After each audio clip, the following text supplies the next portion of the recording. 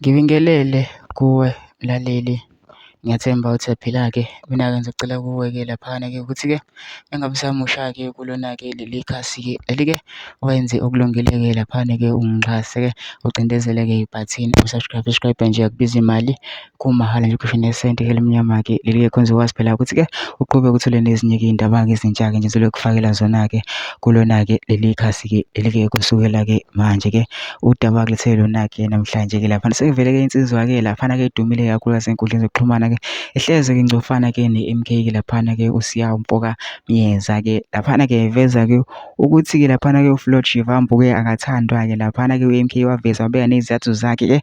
Kodwa-ke angifuni-ke mina ukuthi kuningi ukuzwe ngami ntatha nje ngizodlala-ke i-video clip yakhe-ke uyizwe-ke laphana-ke lento-ke ayisho. Ngicela ukuthi masuzwile-ke i-video ngena ama-comment section futhi usho uvo lwakho ukuthi wena-ke ucabanga kanjani-ke bese wenza kulungile-ke lapho-ke ungixhase ucindezele-ke ibhathini usubscribe ngizokwazi ukuthi uqhubeke uthole nezinye-ke iy'ndaba-ke ezintsha ngizoloku ngikufakela zona-ke kulona-ke ikhasi-ke leli-ke ukuze ngaphuthi-ke lezo y'ndaba manje ngabe ucindezela-ke lapho usubscribe njengamanje-ke nayo-ke le video-ke awuyithokozele. Abamfuna uFloyd ukuthi nje bahlonipha ubaba nawe uyazi. No, i-leadership le esmart engamfuna uFloyd eyangena ku-MK yazi ukuthi uzokwenzani ephuma kwa-ANC. Abantu abathanda uFloyd ilaba bakuyi-ground abanama-uncertainties. So to prove themselves ukuthi they are on a right direction ukuthi kumele kube ne-verification esuka from another noma from a certain organization ethembakele noma serious bayaverify lapho ukuthi asho ukuthi si right nangu sibanibani esuka lapha then esengapha we are on the right track, so asiqhubeke nalento esinayo. Indaba ilapho kuphela. Kanti laba baku-leadership phezulu bayabona ngoba bona basmart ukuthi no shuthi kahle kahle la ekhaya ayikho leadership nombaba akasithembi ukuthi thina we can lead, we can do better on positions, but instead ulanda abanye abantu from other organizations azoba recognize then thina kade sisebenza kanzima bezosiphatha. Naye uFloyd inkinga akanayo, ipressure nje akanayo, abantu akanabo straight esigungwini lapha phezulu ngoba bayazi futhi abantu ukuthi ngathi kusuka kube kufaka omunye umuntu kutholakala omunye umuntu khona nje lapha kwi-NFP olindile naye ngiyakutshela impela ukhamsile lapha ukuthi mayakwathi nje uyabamba.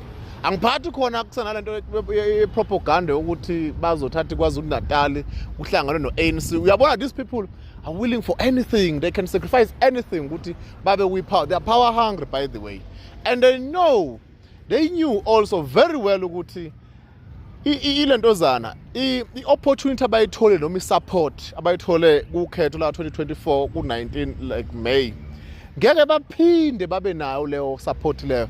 Ngeke MK iphinde thola ama-numbers ephinde yawathola abantu babuyele emaqandeni owayenkathi ubuyele enkatheni kuphi abantu abasele lapha abantu bakwa-ANC nabanye ababemuve noma bevotela i-EFF bengayithembi i-EFF. Bese uba nkosi yami nalezi ey'ngama-influencers ako-TikTok aka-social media bakithi sike sijabule nje mangabe zirecognizewa yabona into popularity nani. Mina ngeke ngisho unginike yini 5,000 rand ukuthi kuthiwa ngihamba ngiyovela nani transport upetrol njengoba ngihlala kude kangaka mangathiwa ngize KZN uzongenzelani kahle ngithatha iflight ngiyale ngizobhukha phela lentozaneni ufuna ngibe cheap nje kube kunabantu abadla kahle kuzobiza usibanibani kwenye organization esezohola 60-70,000.